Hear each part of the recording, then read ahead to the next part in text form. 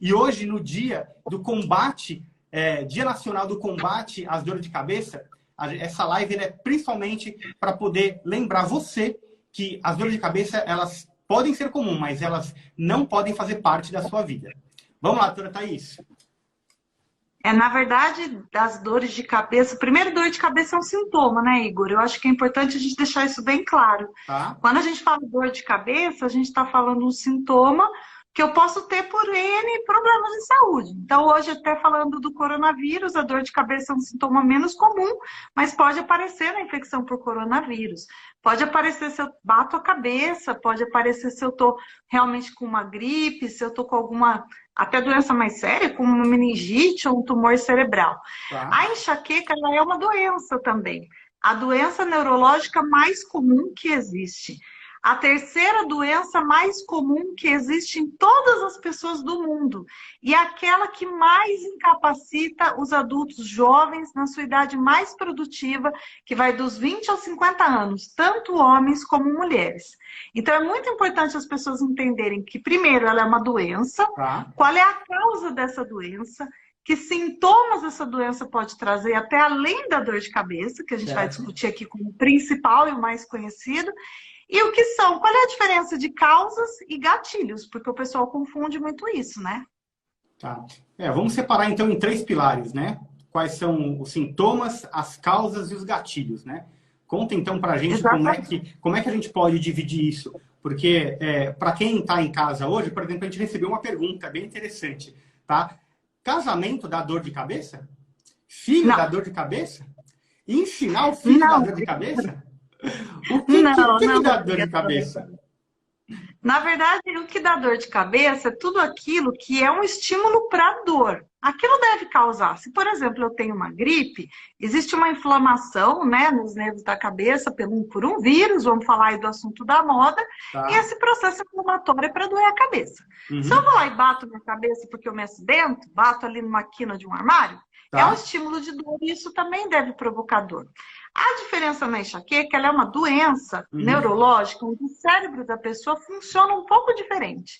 De que forma? Ele funciona de uma maneira muito mais sensível, muito mais vigilante.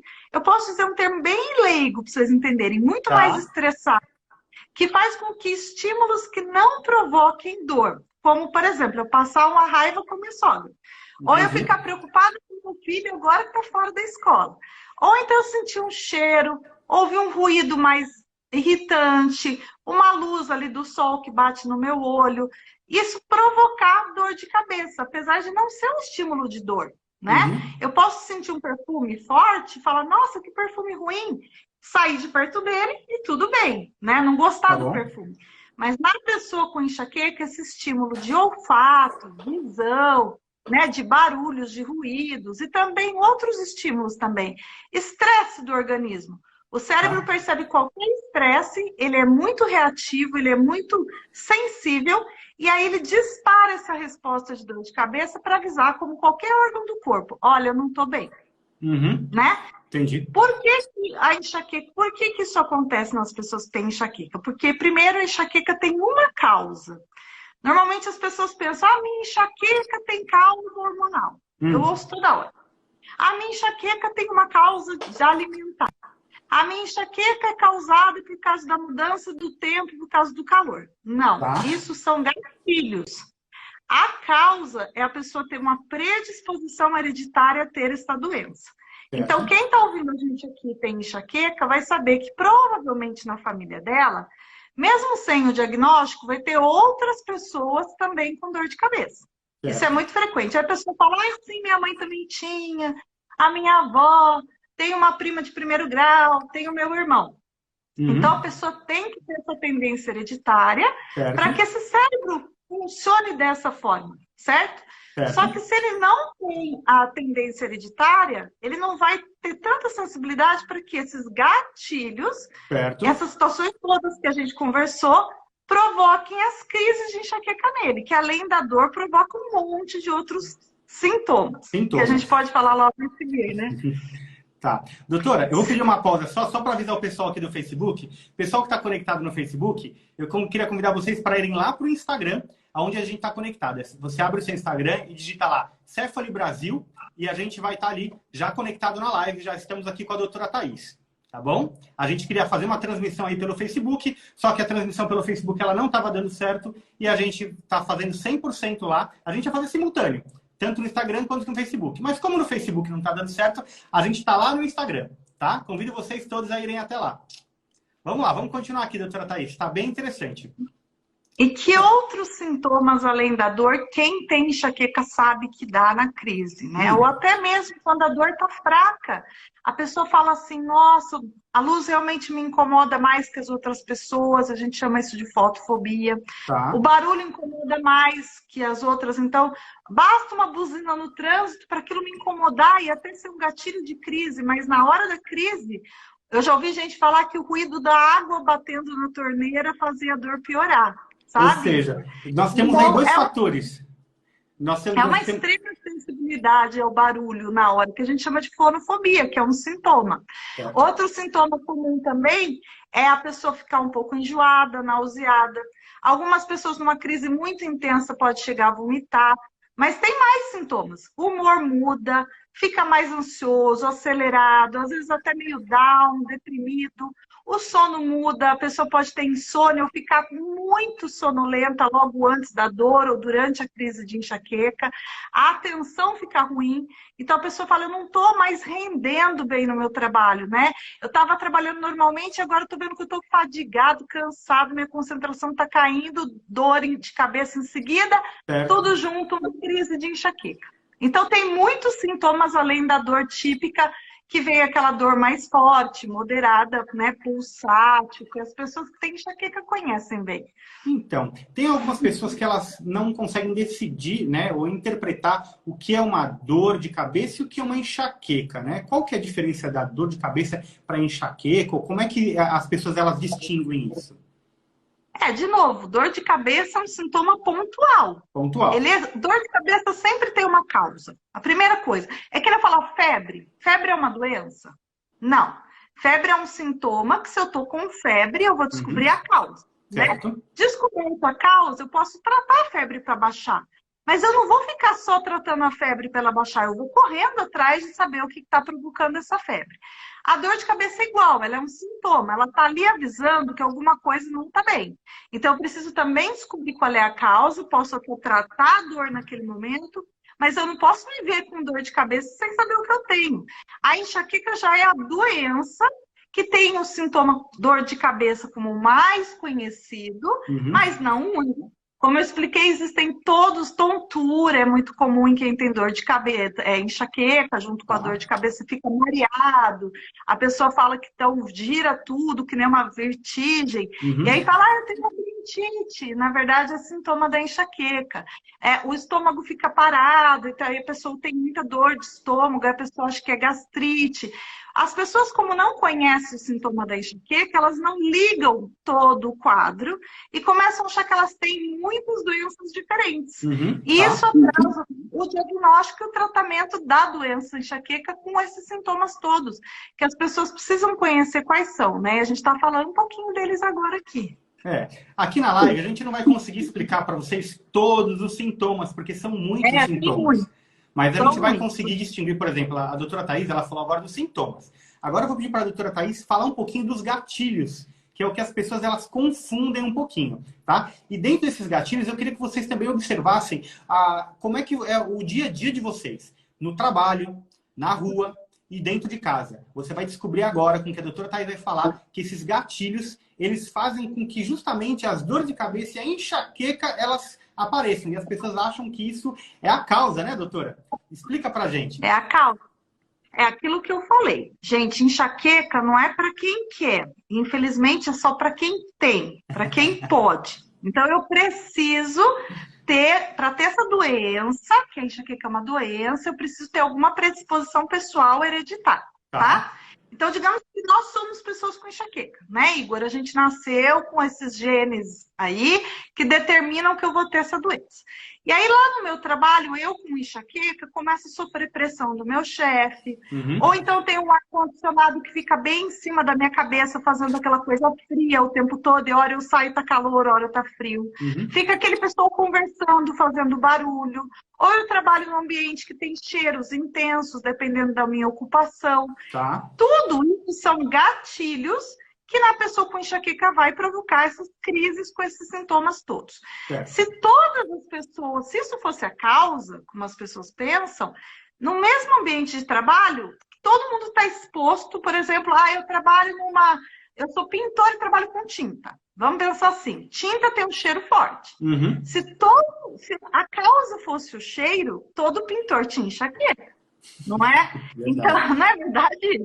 Então, assim, a gente tem que separar, gente, as tendências que a gente tem. A enxaqueca é que nem o diabetes. Ela é uma doença também, o diabetes de tendência hereditária. Tá. Se eu tenho diabetes, vou lá e como açúcar, meu diabetes sobe, eu tenho sintomas da doença e tal. Se eu não tenho diabetes, eu posso comer doce, que eu não vou ter nada. Entendi. Então, estou fazendo essa comparação para as pessoas entenderem que a questão é, a pessoa tem ou não tem a doença, e ela precisa de um diagnóstico disso. Aí ela vai olhar o dia a dia dela e ver todos os possíveis gatilhos ou situações que facilitam as crises nela que tem a doença. Certo. Só que a maioria das vezes, muitos são inevitáveis. Como é que eu chego aí para esse pintor e falo para ele que foi a vida inteira trabalhando nisso, fala assim, tem que parar de ser pintor. Porque você não pode com o cheiro da tinta, isso te dá enxaqueca com dor de cabeça todo dia. Em vez de eu acabar com a vida profissional dele, é mais fácil eu tratar a enxaqueca para que esse cérebro tolere bem melhor o gatilho e esse gatilho, na verdade, não provoque mais crise nele. Enxaqueca que está tratada, a doença tratada, e por favor, gente, tratar a enxaqueca não é tratado só a dor de cabeça com remédio na hora da dor. Quando vocês fazem isso, é que nem tratar febre sem descobrir causa. Estou todo dia com febre e tomo uma dipirona para febre. É a mesma coisa. Automedicação, né? Exato. Tratar a enxaqueca é buscar um tratamento para a doença, e nós vamos falar na frente das novidades dos tratamentos, né? Que controle a sua tendência de ter esse cérebro tão sensível a ponto que os gatilhos conseguem provocar tantos sintomas. Eu falo para o meu paciente tratado, o gatilho fica ou bem pouquinho, ele já não consegue provocar crise, ou então ele provoca crise raramente, ou a crise é bem mais leve e bem mais fácil de lidar. Entendi. Ótima explicação.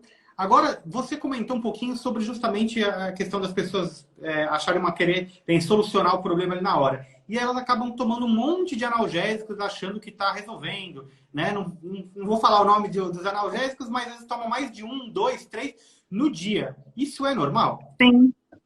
Não, não é normal. É o que eu falei, gente. A gente tem um sintoma, febre, dor de cabeça, eu falo dor no dente, dor de estômago. Temos que descobrir a causa disso, tá? Eu falo para o meu paciente com enxaqueca. Eu falo assim, se a sua dor, em vez de ser dor de cabeça, fosse dor de dente, você ia aguentar 5 anos tomando analgésico todo dia sem procurar ninguém para saber?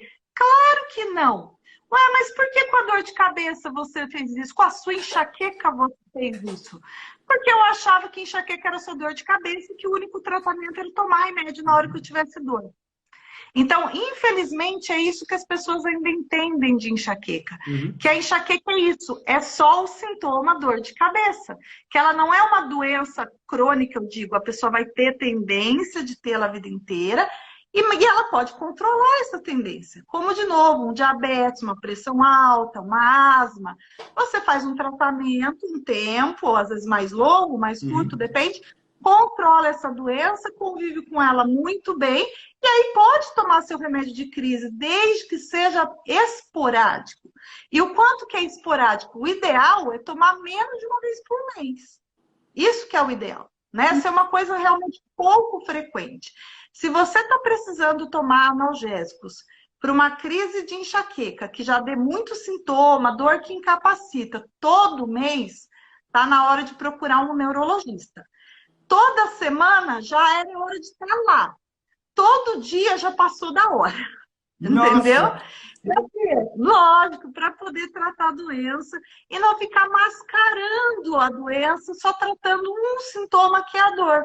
Eu falei a mesma coisa, gente. Alguém na sã consciência, se fosse uma febre, uma dor de dente, ia ficar só tomando remédio para o sintomático e não ia procurar a causa.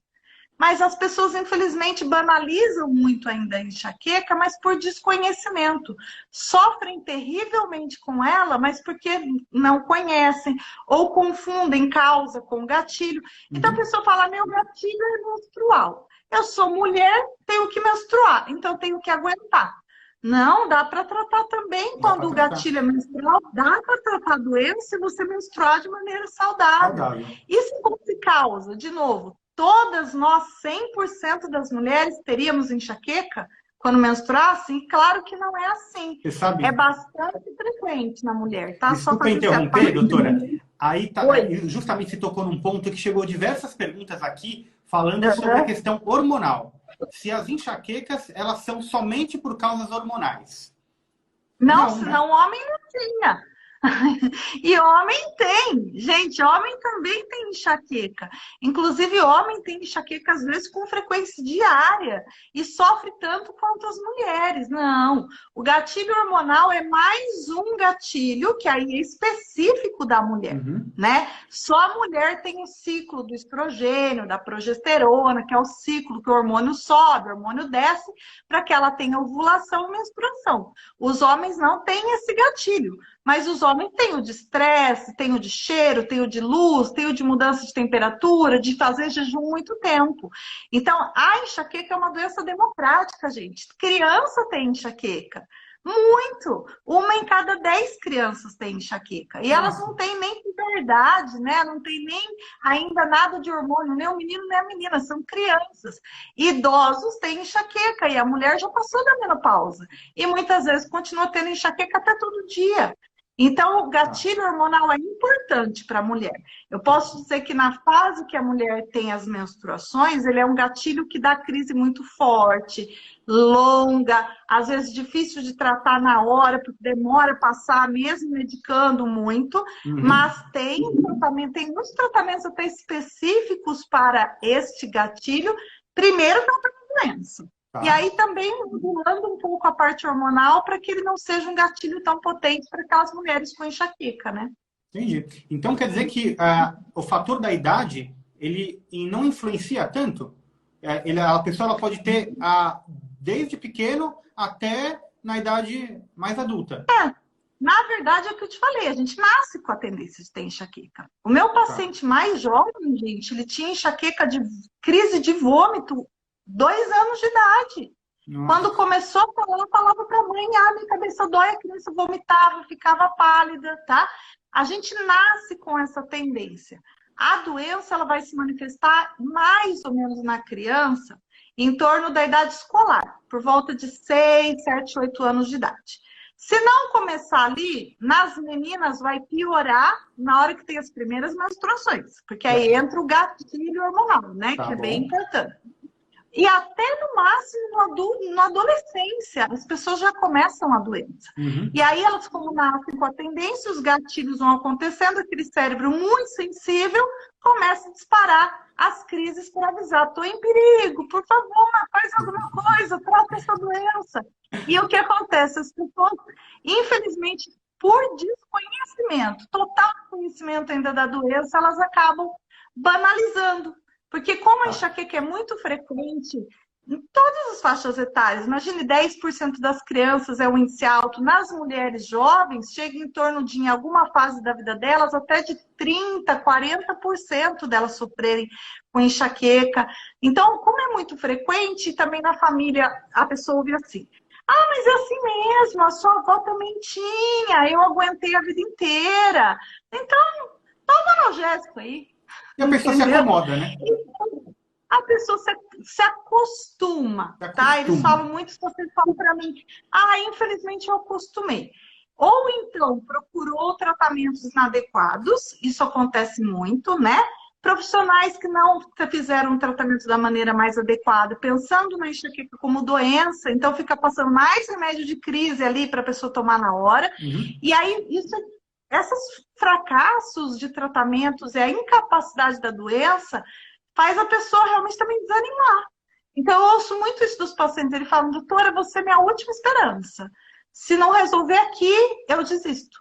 Eu já ouvi isso muitas vezes, porque realmente é uma doença muito incapacitante, incompreendida, não diagnosticada. Pensa, a primeira mais incapacitante no adulto de 20 a 50 anos, e a grande maioria das pessoas não tem nem diagnóstico, não fazem nem tratamento adequado.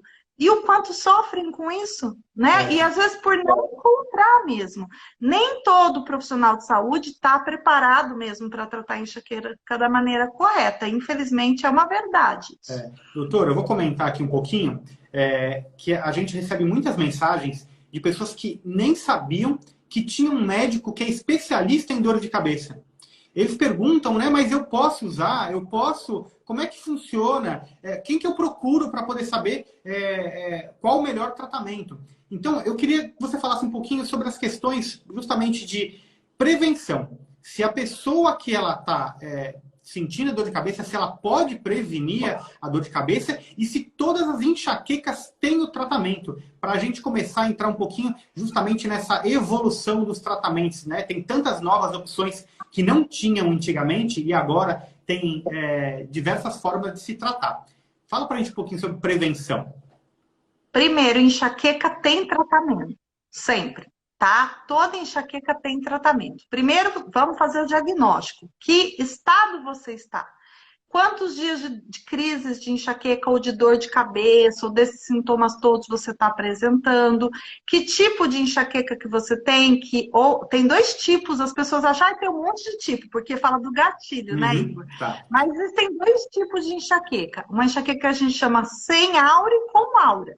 O que diferencia que as pessoas que têm enxaqueca sem aura é essa, da dor típica, náusea, mal-estar, tontura, e a pessoa com aura, ela tem um sintoma neurológico a mais, que é um sintoma visual, como se fosse brilhinhos na visão, ou a visão embaçada, ou flashes, que acontecem antes, até durante, ou até no final da dor de cabeça, tá? Então, que tipo de enxaqueca que você tem? Quem é o especialista que vai fazer uma história da sua vida toda? Quando que essa dor começou? Quando ela aumentou a frequência? Todos os outros sintomas que acompanham. Em geral, o neurologista, tá? Aí vou ter gente aí que eu tenho certeza que vai falar, já fui no neurologista e não adiantou nada. Já escreveram aqui, mais de uma vez. Tá vendo? E eu não estou conseguindo ver as perguntas, porque eu não estou rodando aqui. Tem um bocado delas. Deixa eu até fazer um comentário aqui, doutora, para a gente poder animar um pouquinho mais a nossa live. Pessoal, você está entendendo que essas informações são importantes e você conhece pessoas que também precisam disso, eu vou querer de você um favor. Você vai clicar no aviãozinho, você que está assistindo a nossa live, clica nesse aviãozinho que tem aí do lado, aí embaixo dos comentários, seleciona aí 5 pessoas que você acha que também tem que escutar essa nossa palestra aqui, para que elas também possam saber dessas informações. Porque não é todo dia que as pessoas vão poder conversar com a doutora Thaís, não é verdade? Uma celebridade como ela, especialista em dor de cabeça, não é todo dia que ela vai estar aqui. Aí o que o pessoal pensa? Mas eu já fui em neuro. O que eu escuto? Eu já fui em 3 neuros. Eu já fui em 5 neurologistas. O que eles fizeram? Me prescrever remédio de crise, falar que eu tinha que aguentar a dor. Ou então fazer um tipo de tratamento preventivo que não deu certo. Existem neurologistas que, como o meu caso, se dedicam exclusivamente a tratar enxaqueca, dor de cabeça, fazer o diagnóstico desses quadros, tá? Eu só atuo nisso. A gente tem um centro de tratamento da dor de cabeça. Então, aí, esses grupos de neurologistas que você vai encontrar, e principalmente a gente tem a Sociedade Brasileira de Cefaleia, lá tem um link, procure um especialista no seu estado, são aqueles que ou se dedicam mais a esse assunto, ou até como no meu caso, exclusivamente a esse assunto. Então, a pessoa só estudou isso na vida, gente. Eu faz 15 anos que eu só estudo sobre enxaqueca, para falar a verdade, nessa minha vida aqui. Pesquisa, atendendo só isso. Então, a gente está em uma experiência muito vasta e está sempre atualizado nos novos tratamentos, né? E principalmente nem novos, existem tratamentos que são antigos, mas que as pessoas ainda não conhecem, ou então foram usados de maneira errada. E eu queria deixar um alerta, vai ter gente falando aí, eu tenho certeza, mas eu já tomei todos os remédios preventivos e nada deu certo para mim.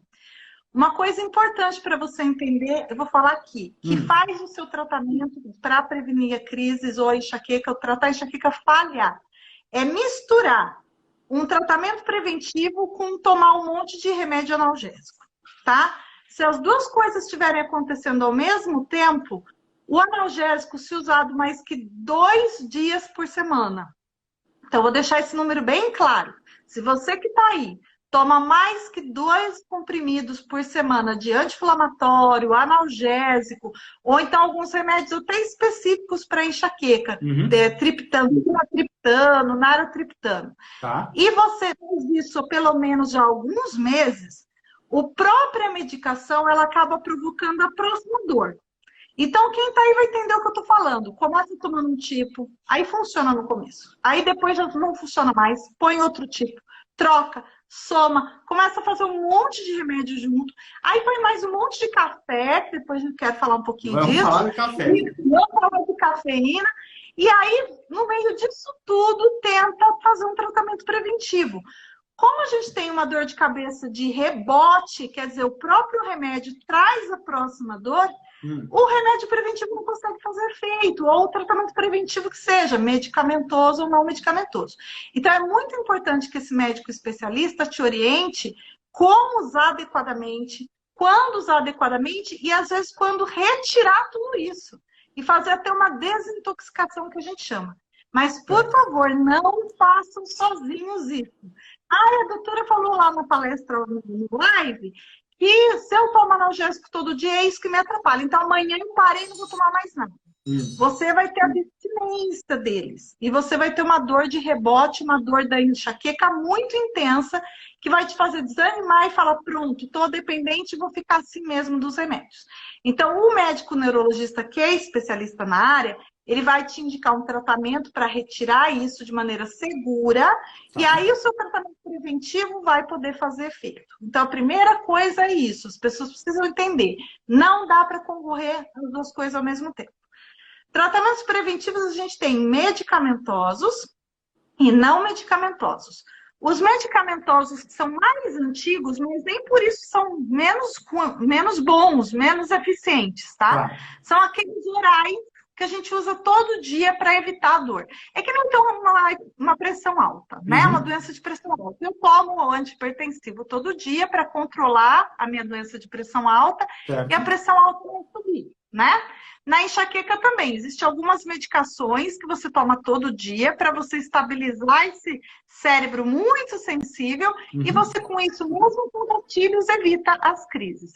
Eles já estão aí no mercado estudados há pelo menos 20 anos, no mínimo, e os mais eficientes, atenção ao que eu vou dizer, tem enxaqueca na bula, tá? Por que tem enxaqueca na bula? Porque eles foram os mais estudados para enxaqueca. Eu posso citar, acho que sem marca aqui. Topiramato, propranolol, divalproato de sódio. Se você entrar lá, tá lá, enxaqueca na bula deles. Por quê? Porque foram medicamentos que foram muito estudados para enxaqueca, tá?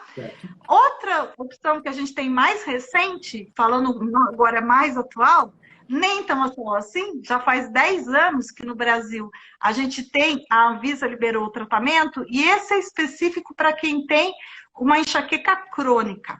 O que é uma enxaqueca crônica? São aquelas pessoas que têm dor de cabeça da sua enxaqueca ou crises de enxaqueca quase todo dia, tá? De 15 a 30 dias por mês. Então, aquela pessoa que fala, falou na enquete que a gente soltou, né, Igor? Você soltou uma enquete lá e eu vi que muita gente colocou, tem dor quase todo dia ou todo dia. Essas pessoas que têm enxaqueca que estão assim, um tratamento muito específico é a toxina botulínica do tipo A. Tá?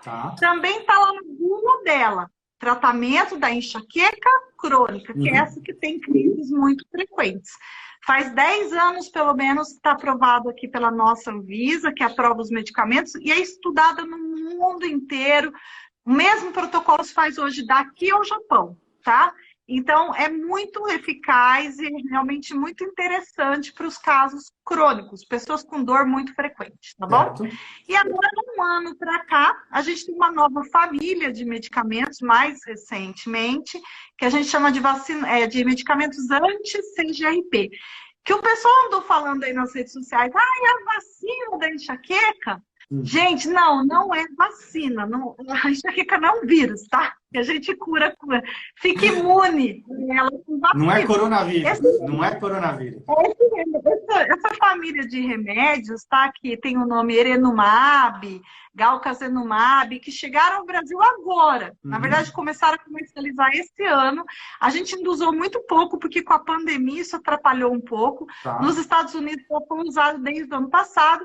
Também é um medicamento que a pessoa faz debaixo da pele, que a gente chama subcutâneo, e ela aplica todo mês. Entendi. A toxina botulínica você faz a cada 3 meses a aplicação. Esse, a maioria, é mensal. E ele também vai ficar circulando ali no organismo e prevenindo a enxaqueca, principalmente a inflamação que causa a dor na enxaqueca, tá? Okay. E esse é o de mais novo que a gente tem. Então, tem muita coisa de medicamento para a gente fazer que está em bula, gente, que tem estudo, que tem pesquisa científica e que é comprovadamente eficaz, desde que você e o seu neurologista especialista de preferência vejam o que é melhor para o seu caso.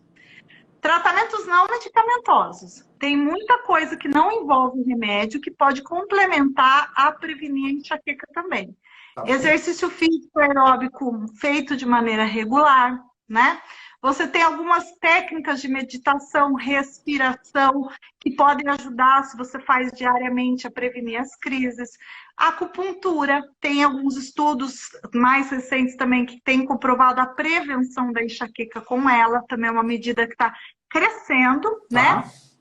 Medidas de fisioterapia e medidas também que a gente chama da estimulação elétrica, né? A neuroestimulação, a estimulação elétrica que fica assim na pele mesmo. Que você tem um aparelhinho que emite os estímulos elétricos, bem leves, totalmente tolerável, e que você pode fazer todo dia uma sessãozinha dele para prevenir a crise. E ele tem um acréscimo de um programinha que também é para a hora da dor, para você evitar de tomar muito analgésico e fazê-lo na hora da crise. Tem muita coisa, né? E tudo isso. E nessa evolução, doutora, deixa eu comentar com você um pouquinho. Nessa evolução justamente dos medicamentos, que justamente por causa dos medicamentos antigos foram criando os novos para justamente melhorar a qualidade de vida das pessoas. E aí teve esse estudo da neuroestimulação. E essa neuroestimulação, ela teve uma pesquisa, né, que ela foi mais longa. Você pode contar um pouquinho sobre essa pesquisa? Porque você, né, disse que participou um pouquinho lá em Los Angeles, quando você foi acompanhando, foi quando foi surgindo, né, essa novidade da neuroestimulação, né? Na verdade, o principal aparelho de neuroestimulação que a gente tem até no Brasil e que é o mais conhecido no mundo hoje, ele é da Bélgica. Tá. Ele é um aparelho belga. O grupo de estudiosos da universidade lá na Bélgica fez o estudo. Ele foi, por exemplo, no Brasil, liberado pela nossa Anvisa aqui em 2014. Né? Mas os estudos começaram a partir ali de 2009, com esse grupo fazendo o estudo, primeiro com um número pequeno de pacientes, depois com um número maior, primeiro tratando essa modalidade de tratar a crise na hora da dor, depois o estudo para prevenir também. E aí esses estudos foram sendo publicados nos Estados Unidos, foi mais ou menos a época que eu vi quando os estudos saíram, porque foi 2013, 2014, e no Brasil, quando os Estados Unidos aprovam, normalmente o Brasil aprova logo depois. Tá? Às vezes, com uma diferença de 6 meses, 1 ano, aprova o tratamento. Infelizmente, a gente não faz pesquisa no Brasil sobre novos tratamentos. Essa é a verdade. O que a gente faz? A gente aguarda sair nos Estados Unidos, na Europa, aí os Estados Unidos e os órgãos europeus aprovando, a nossa Anvisa recebe os estudos, aprova também, e isso chega no Brasil pra gente. Então, foi o que aconteceu com a neuroestimulação, que chegou para nós aqui em 2014. Então, não é tão novo. Mas a maioria das pessoas não conhece. O que a maioria das pessoas conhece? A maioria das pessoas conhece tomar, infelizmente, remédio do balcão da farmácia. Os remédios analgésicos são o número 1, 2 e 3 dos remédios mais vendidos do Brasil. Meu Deus! Isso é uma notícia pra gente que trata enxaqueca, porque não é isso, gente. Não é, eu falei, não é só tratar dor de cabeça sem saber que causa, sem tratar a causa, tomar indiscriminadamente. Vocês vão ficar cada dia piores quanto mais usarem. Então a gente tem que procurar, né? Fazer piores. Exato. E dependentes, né? E piores doutora, a dor. Desses tratamentos mais modernos aqui, eu queria... teve uma pergunta aqui dizendo como funciona essa neuroestimulação. Por que ela trata? Como que ela age na cabeça? Porque já chegou perguntas pra gente, né? Falando assim, mas só que isso não afeta meu cérebro, né? E eu queria que você explicasse, né? A gente conversou mais cedo, tem umas camadinhas, né? Antes de uma neuroestimulação, ela chegar no cérebro, né? Explica como é que o cérebro tá super protegido, gente, super. A gente tá vendo a pele aqui, tá bom? Aqui eu tenho a pele, o aparelhinho fica aqui em cima, tudo bem? É, como uma tiara frontal. Uhum. Aqui tem pele, embaixo da pele tem gordurinha, que é onde passam os nervos. O que dói na cabeça? O cérebro não dói, tá? O cérebro ele só manda o sinal de dor para nervos que a gente tem na cabeça que chamam trigêmeos, e esse ramo que tem aqui do trigêmeo na frente é o que mais dá crise de dor em quem tem enxaqueca, né? Certo. E aí o nervo ele fica bem na gordurinha. Aí depois tem o músculo que faz a gente levantar aqui, ter mímica, tudo. Uhum. Depois tem um osso, que é o crânio, bem grosso, e lá atrás está o cérebro, guardado. Dentro da nossa... Dentro da caixa. Protegido. Ó, tô batendo no osso. Protegido aqui. A estimulação, ela fica ali só na camada onde está o nervo. Então, logo na pele, abaixo da pele, onde na gordurinha o nervo já está passando. E ele estimula o nervo aqui a liberar uma substância que todo mundo já ouviu falar. Endorfina. O que é endorfina? Endorfina são os nossos próprios analgésicos naturais. A gente produz analgésico, gente. O nome desse, e tem vários, mas o que todo mundo conhece aí são as endorfinas. Então, ele vai nos nervinhos trigêmeos, e aquele nervo que produz a endorfina, que evita, faz o efeito analgésico, que produzindo previne uma próxima dor, ele estimula esse nervo a produzir a endorfina. Então, além de melhorar a dor, além de poder prevenir o quadro, junto com, claro, todo um plano de tratamento que a gente faz para o paciente, as endorfinas são calmantes, tranquilizantes. Então, é muito bom até fazer à noite. Os pacientes que usam e me referem, eles gostam de fazer à noite porque ajuda a pegar no sono também, sem usar medicação. Então, quando mas primeiro, tem que fazer tudo isso, gente, com orientação especializada. Não adianta nada você ir lá e falar, tá bom, já sei, vou lá e vou comprar o aparelho, ler o manual e usar.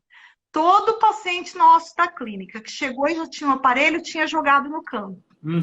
Por quê? Porque eles não entenderam a forma de usar, a adaptação que tem que ser feita e abandonaram o aparelho. Aí a gente retoma. Normalmente a equipe de fisioterapia faz uma sessão só para explicar o uso, como que vai subindo o nível da estimulação. E aí a pessoa usa super bem e gosta muito. Funciona, ajuda muito. Junto, claro, não é um tratamento que sozinho vai prevenir toda a enxaqueca da pessoa. Se for um quadro mais leve, até é possível, mas normalmente num quadro de enxaqueca frequente, a gente coloca junto, num plano É uma de tratamento. combinação, né? Uma combinação.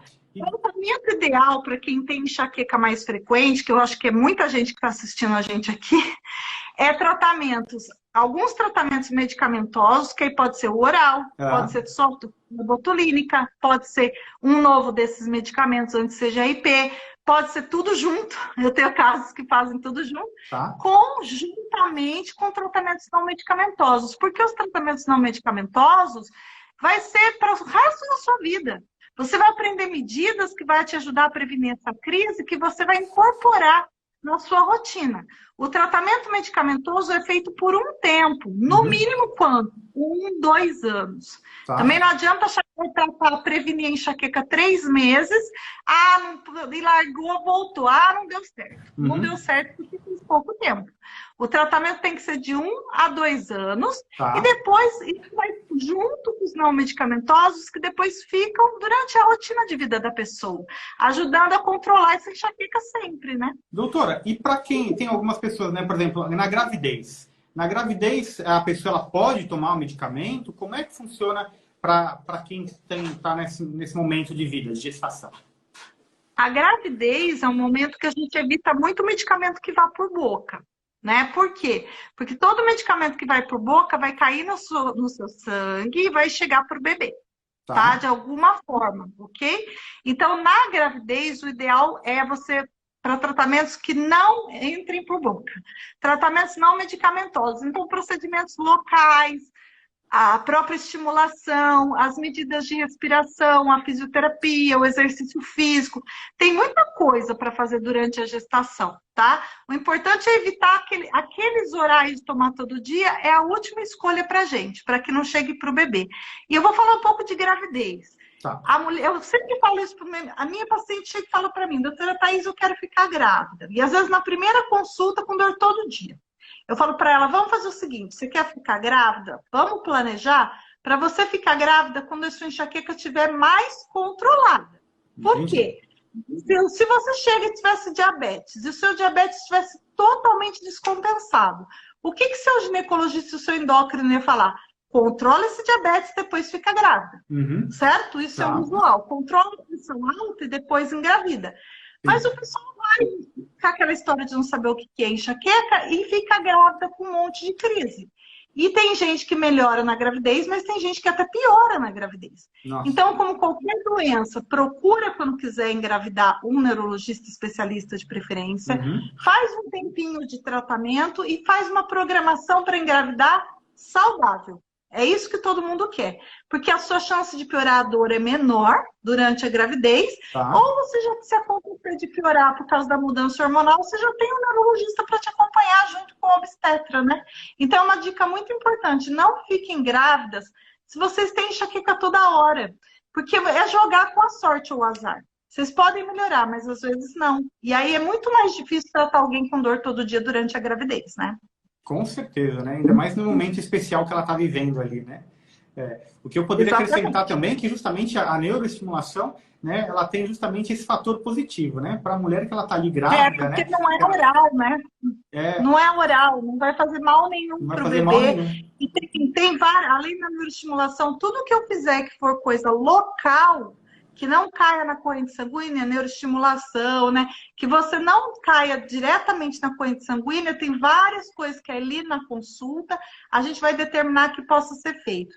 Tem alguns procedimentos de bloqueios no nervo, que é local também, com anestésicos, com alguns medicamentos que dá para fazer, tá liberado pelos estudos. Então tem muita coisa que dá para fazer durante a gravidez, mas de preferência programar a gravidez e tratar antes. Se não deu tempo, ficou grávida, não conseguiu encontrar, a gente também sempre dá um jeito. Não tem problema, não. Às vezes a pessoa ela nem sabia, né, que ela tinha a enxaqueca em si, ela achava que era só dor de cabeça, vai descobrindo isso. E aí, quem tem uma leve dor de cabeça, quando se vê essa questão hormonal da gestação, a tendência é aumentar, ela ter mais enxaqueca, ou ter mais dor de cabeça, os episódios? Depende. Se a pessoa tem enxaquecas mais na menstruação, sabe aquele padrão que é mais durante o ciclo, o gatilho dela é mais menstrual? O que acontece? Pode já melhorar porque você tira esse gatilho da oscilação hormonal. Tem mais chance de melhorar. Mas se a pessoa entrou com dor de cabeça já com um monte de gatilho, acontecendo quase todo dia, ainda pode melhorar. Mas pode ficar igual e pode piorar. Então, o ideal é sempre buscar avaliação. Mas eu falo, engravidou, aconteceu e piorou, a gente trata também. Pós-parto é uma fase mais complicada que gravidez. Normalmente a gravidez, muitas mulheres realmente melhoram por causa de ter esse gatilho menstrual importante. Só que no pós-parto existe uma mudança hormonal bem importante quando o bebê nasce. Porque toda a mulher volta a ter ciclo, né? Principalmente quando ela depois vai deixando de amamentar. A enxaqueca pode voltar até pior do que era antes, ou então voltar frequentemente como era antes. Então, gravidez, período da menina ter as primeiras menstruações, pós-parto, climatério, que é a fase em volta da menopausa. Toda vez que muda o hormônio na vida da mulher, são fases que tem que ter atenção especial, porque a enxaqueca pode mudar de jeito. E nessa hora ela pode aumentar de frequência, então tem que ficar de olho. Olha, tem muitos questionamentos aqui sobre todas as questões hormonais. Hormônios aqui né? A maioria das mulheres aqui bomba. é a maior dúvida que delas. As mulheres sofrem muito, né, Igor? Lembra que a gente conversou hoje à tarde? Eu te falei, homem tem enxaqueca sim, viu, gente? Bastante. Só que o homem tem um quadro, às vezes, mais brando. Nem todos. Eu tenho pacientes que têm dor todo dia, como eu falei para vocês. Mas se pegar na população geral, o homem, pela questão da testosterona, a testosterona protege para dor. Para esse sintoma. E a mulher não. O estrogênio, que é o principal hormônio da mulher, ele favorece muito em quem tem enxaqueca, as crises acontecer. Então, a mulher realmente ela sofre mais que o homem. Não vou dizer que ela tenha mais tendência que o homem na parte hereditária de ter, mas ela é mais impactada, ela sofre mais, ela tem crises mais intensas e realmente. Se eu falar qual é o gatilho na mulher com enxaqueca, com a mulher com enxaqueca, não 100% das mulheres, que realmente provoca crises mais incapacitantes é a oscilação hormonal. Elas têm razão em relação a isso. Por isso que fala muito aí, né? Fala bastante. Para vocês que estão fazendo uma série de perguntas e a gente não está conseguindo responder todas elas, essa aqui não vai ser a primeira live que a gente está fazendo, né? A gente vai querer fazer outras também. Desculpa, não vai ser a única. Vai ser a primeira. A gente vai fazer outras lives também, tá? A gente vai querer entregar um conteúdo bem interessante para você, que tem uma série de dúvidas, porque a gente não conseguiu falar nem um décimo de tudo que a gente tem para poder falar. Um complemento que eu queria... Vamos falar do café, Igor? A gente tem 10 minutos, vamos falar um pouquinho do café? Vamos, exatamente agora que eu ia falar. Eu queria que a senhora falasse, doutora, um pouquinho do café que a gente conversou, um pouquinho do chocolate e um pouquinho dos mitos e verdades que as pessoas confundem, né? As pessoas acham que o mito é isso que me dá dor de cabeça, né? Vai voltar um pouquinho naqueles gatilhos que a gente já falou. Mas eu queria que você explicasse um pouquinho para as pessoas entenderem, né? Sobre, principalmente, o café. Enquanto você fala, eu acho que eu vou até preparar um cafezinho para mim aqui. Tá, vai lá. Então é o seguinte, mas cuidado, olha lá, se você não tem enxaqueca é mais seguro. O que acontece, gente? Se vocês pegarem os remédios que vocês tomam de crise, se vocês pegarem o remédio analgésico que você toma ou for na farmácia, eu não vou citar marcas, mas olha o que está escrito lá. Muitos têm dipirona, paracetamol e cafeína. Então, a cafeína, ela já está na medicação que você usa, porque ela tem um efeito potencializador analgésico, né? Ela é um remédio que tem um efeito analgésico. A cafeína é uma substância, na verdade, ela não é um remédio. Uma substância que tem um poder analgésico. Se você tem enxaqueca frequente eu digo aí 10, 15 dias por mês ou mais. Ou seja, dia sim, dia não? Às vezes a pessoa tá com dor de cabeça. Olha, eu vou falar a verdade, quem tem crise moderada, pelo menos uns 10 dias, os outros dias tem uma dor mais leve.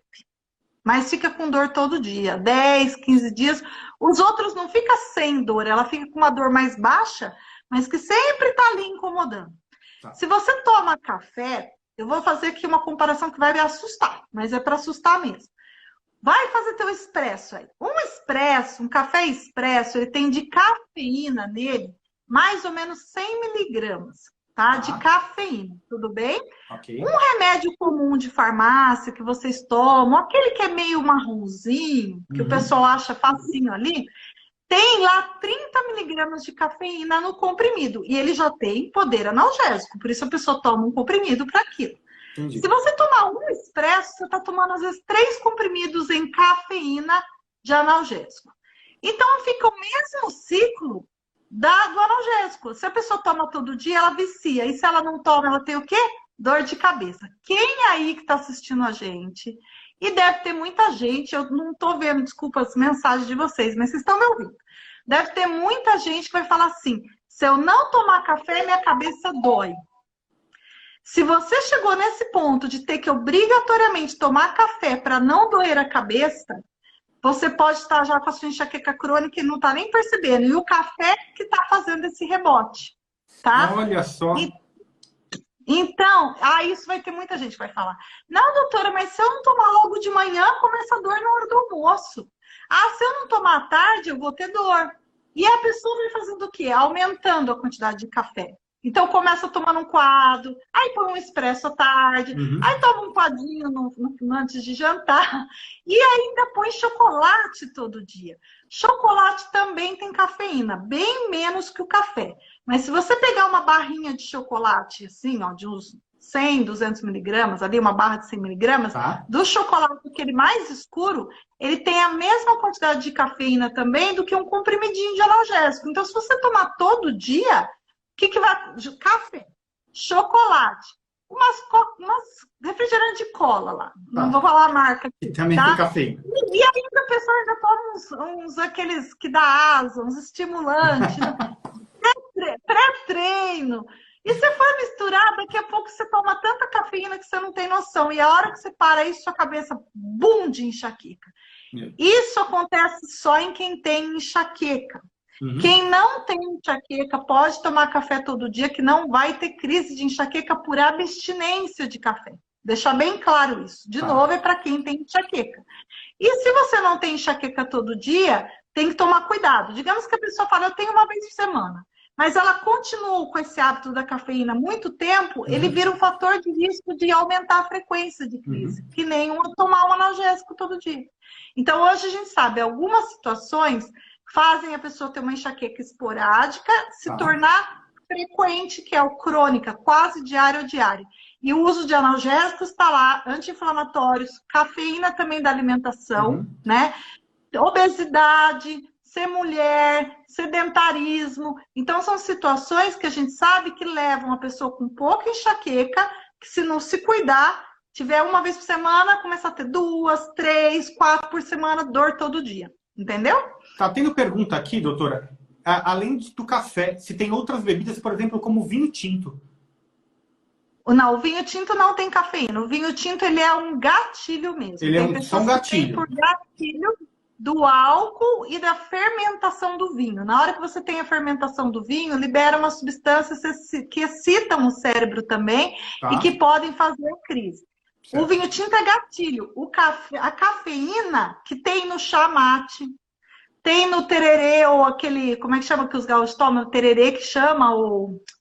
É o tererê que eles chamam lá. Lá no sul?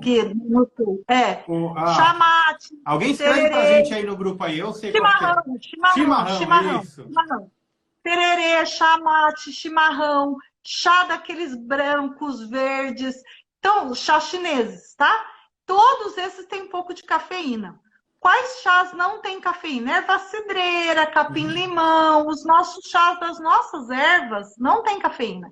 Mas se for chá mate, ou chá preto, ou chá que vem chinês, que você compra naquele Tetra Pak, toma às vezes 1 litro daquilo por dia, um mate lá que você toma 1 litro por dia, tem bastante cafeína. Mas nada ainda tem mais cafeína que o café. Tem gente que tá falando aqui, ó, que toma chimarrão todos os dias aqui. Sim, se não tem enxaqueca, tudo bem. Mas se tiver enxaqueca, mas se tiver enxaqueca, isso pode, com o tempo, dar dor rebote, e aí você vai cronificando sua dor no mesmo efeito que o analgésico e o anti-inflamatório faz. Então tem que tomar, e essa orientação que o especialista vai te dar. Ele vai, inclusive, levantar todos os hábitos, ver tudo isso. Muitas vezes as nutricionistas que trabalham com a nossa equipe fazem isso também, e a gente faz um detox disso tudo. Para quê? Para o seu tratamento funcionar. Aí a pessoa fala, eu nunca de novo. Eu fiz lá a toxina botulínica, foi que nem água. Não adiantou nada. Só que a pessoa se entupia de café todo dia. Entendi. O café bloqueou, a cafeína bloqueou o efeito da toxina e a gente não teve a prevenção que a gente queria. Por isso que é importante uma equipe especializada, né? Muitas coisas estão relacionadas ao comportamento, né, das pessoas no dia a dia, né? Então, ela acaba se sabotando, né, conforme ela vai... Não, a pessoa não sabe, né? A pessoa não sabe. E, na verdade, usa muito de automedicação. Porque a hora que ela toma um café, a cafeína melhora a dor. O problema é que ela não percebe que ela traz a próxima dor.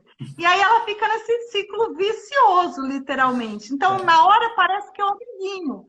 Mas no final, para essas pessoas com dor frequente, ela é o vilão, infelizmente. Então a gente tem que dar um tempo. Nunca mais posso tomar café? Tem opções descafeinadas, né? Certo. Mas, de novo, por favor, você que está me ouvindo e que toma bastante café, a doutora falou que é para eu tirar, que piora. Não faço sozinho. Amanhã você está explodindo de enxaqueca e vai falar que é minha culpa, e não é. Não faça isso sozinho. Vai procurar ajuda, vai procurar um processo de tratamento, de desintoxicação para trocar isso para descafeinado, com tratamento que vai ajudar a não ter a dor de abstinência. Tá certo? Doutora, ó, a live está maravilhosa. a gente vai ter Mas mais 3 minutinhos, exatamente. Tá? Então, eu vou querer deixar alguns recadinhos aqui para quem está assistindo a gente, para mostrar que a gente vai querer complementar isso depois. A gente ainda não entrou nos mitos e verdades. A gente vai querer abordar bastante sobre esses mitos e verdades. Eu vou convidar a doutora Thaís para uma outra live, para a gente poder conversar bastante sobre mitos e verdades. Vamos live inteira disso, mitos e verdades. Só mitos e verdades, né? Para a gente poder esclarecer. E eu vou pedir uma gentileza para vocês. Assim que a gente terminar essa live, vocês vão escrever no último post que a gente colocou a maioria das perguntas que vocês tiveram. Porque essas perguntas são as perguntas que eu vou trazer com a doutora Thaís para que a gente possa responder, tá? Porque muitas perguntas de vocês são as mesmas perguntas de que outras pessoas que estão conectadas.